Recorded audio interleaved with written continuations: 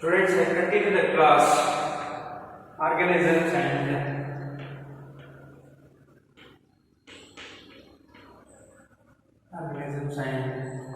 Population. The major concept in the case of this organisms and population, that is environment. Environment is the condition which influences the organisms for survive and reproduce. The condition which influences the organism for survive and reproduce. That is the term that is called as environment. In the case of environment, occurrence of major abiotic factors. The major abiotic factors. The major abiotic factors includes the first one, that is temperature.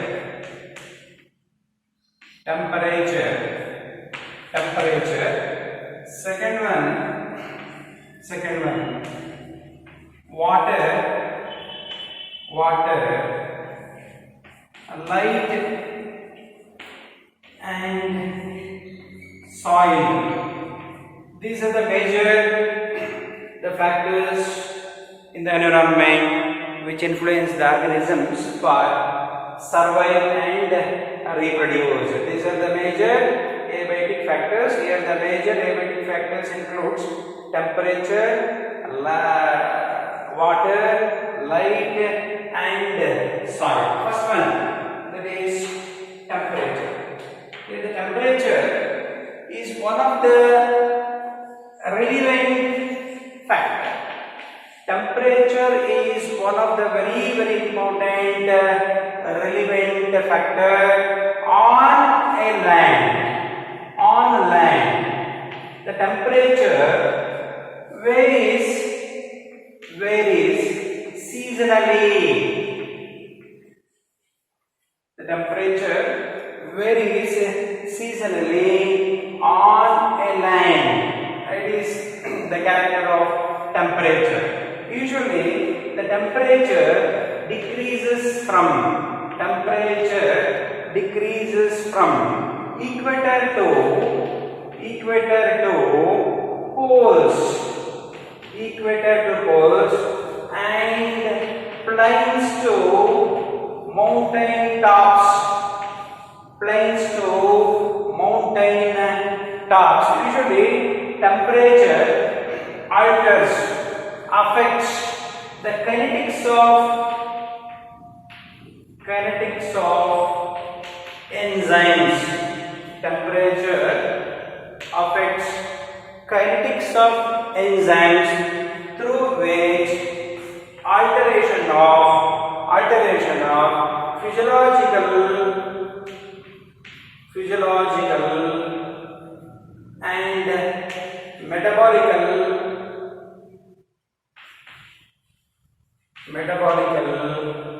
functions. The metabolical functions and physiological functions which are altered due to the effect of temperature. Temperature affects the kinetics of enzyme through which physiological and metabolical functions which are altered due to that temperature. Here some of the organisms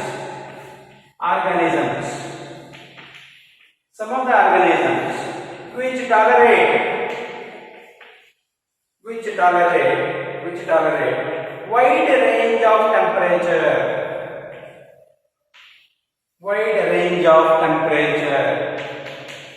wide range of temperature. Some of the organisms which tolerate narrow range of temperature. The organisms which tolerate wide range of temperature, that kind of organisms are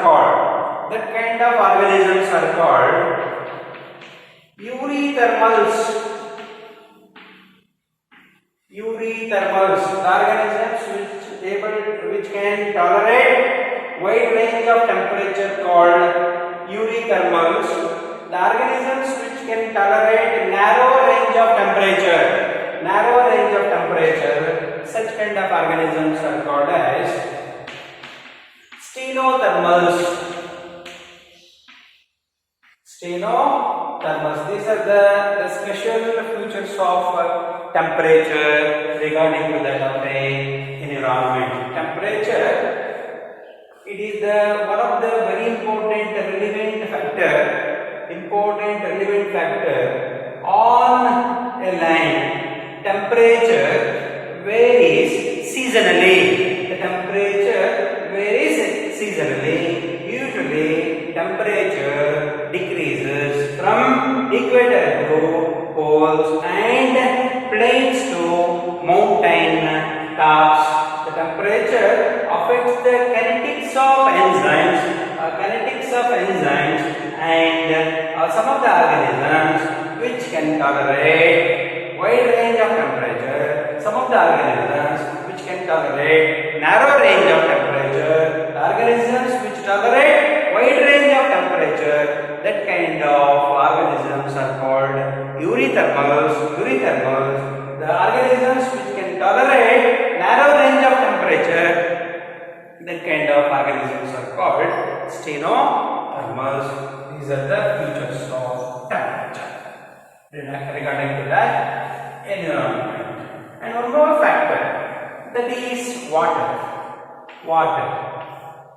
Here, the water influences the life in an organism. Water influence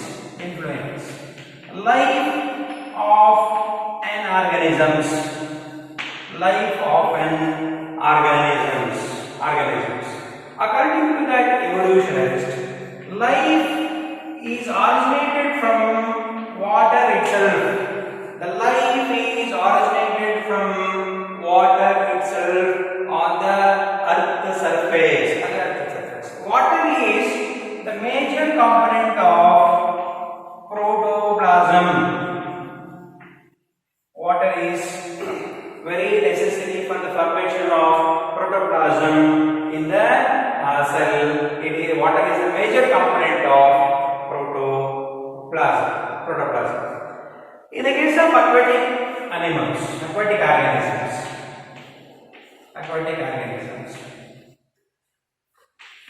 organisms, quality of water is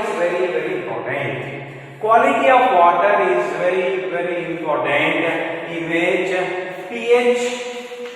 pH, salinity and temperature. This is the quality of water is very important for the aquatic organisms. In which also some of the organisms which tolerate wide range of salinity. Here salinity means salt concentration. Here some of the organisms which can tolerate wide range of salinity. Some of the organisms which can able to tolerate narrow range of salinity. The organisms which can tolerate wide range of salinity, such kind of organisms are called as euryhalides.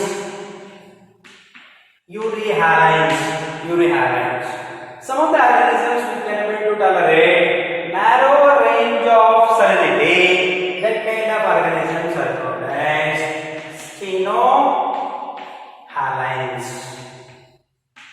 Here, based on salinity, the organisms which are classified into euryhalides and stenohalans. These are the characters, features of that water regarding to the environment. Water is it is also very important factor.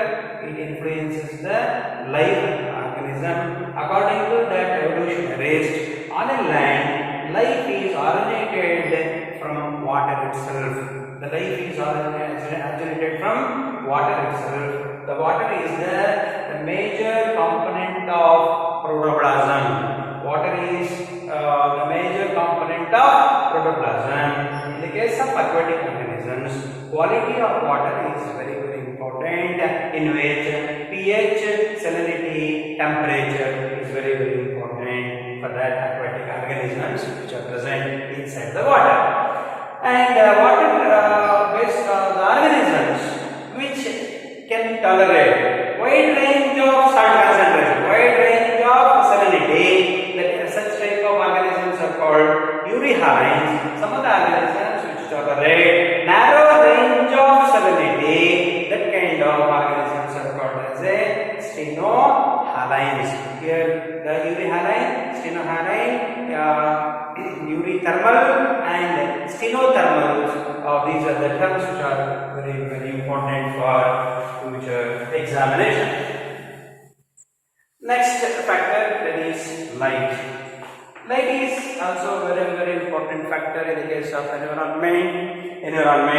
The light it is one of the major abiotic factor, particularly in the case of autotrophs. Autotrophs which prepare the food materials with the help of sunlight. Autotrophs prepare the food materials with the help of sunlight, and with the help of sunlight and for the process of photolysis of water, with the help of sunlight, oxygen is also liberated for the production of food and oxygen. Especially in the case of autotrophic organism, light is very essential. Light is very essential. And especially in the case of herbs and shrubs require sunlight for the process of photosynthesis. Here herbs and shrubs which require sunlight or low sunlight is required for the process of photosynthesis. Herbs and shrubs which require low intensity of the light for the process of photosynthesis. Such type of herbs and shrubs which are considered as a sciophytes. Here, generally, the sciophytes are called shade loving plants. Usually, herbs and shrubs which are present under the trees. The shrubs and herbs which are present under the trees for the process of photosynthesis. Low light intensity is enough for the purpose of photosynthesis or preparation of food materials and production of oxygen. Such kind of the organisms are herbs and shrubs which require low intensity of light. Such type of plants which are considered as a sciophytes. Some of the plants which require, it means tall trees which require high intensity of light. Such type of plants are called as Heliophytes means plants which require high intensity of light for the purpose of photosynthesis. That kind of plants which are considered as a heliophytes. For the process of photosynthesis, what is that? Light is very important. Yes, the plants which require duration of light for the purpose of flowering. The plants which require duration of the light for the production of flowers. That is is the term that is called as photoperiod. That phenomenon is called as photoperiodism. Photoperiodism is the phenomenon in which duration of light is very important for flowering from the plant bodies. Such that kind of phenomenon is called as a photoperiod. Yet the photoperiodism, photoperiod means duration of light is required for flowering, especially in the case of plant bodies. And usually UV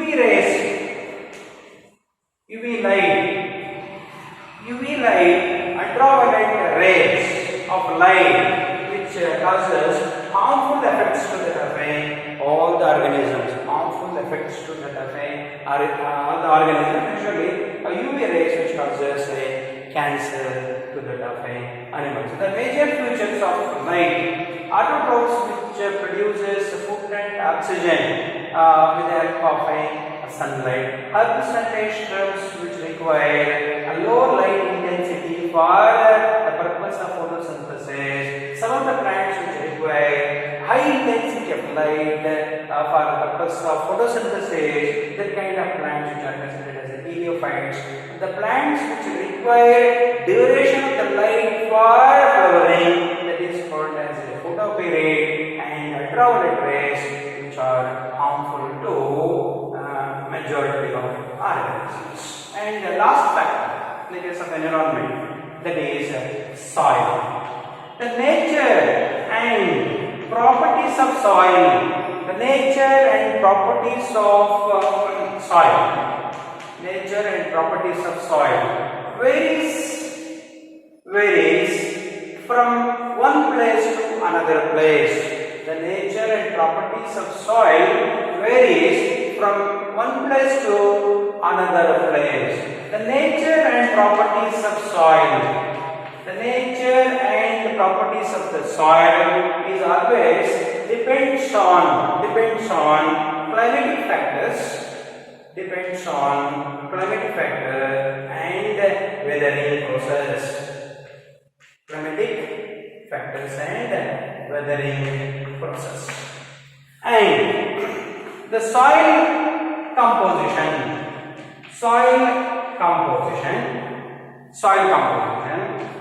grain size, soil particle size, grain size, and aggregation.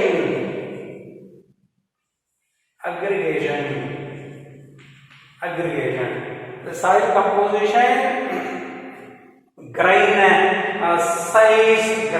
size, and aggregation is always determined. Percolation and water holding. Percolation and water. Soil composition, grain size, and aggregations, which are very important for which determine percolation and water holding. And the vegetation in an area. Vegetation in an area is determined by the soil parameters.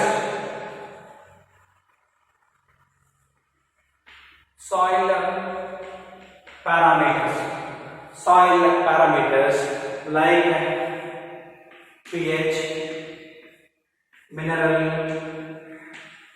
composition,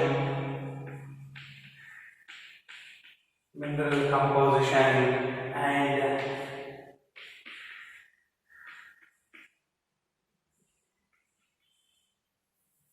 topography. Yeah, topography means study of topmost layer of the soil. This is the characters of soil with respect to the environment. Here, the nature and properties of soil. The nature and properties of soil varies from one region to another region, one area to another area. The nature and properties of soil is always depends on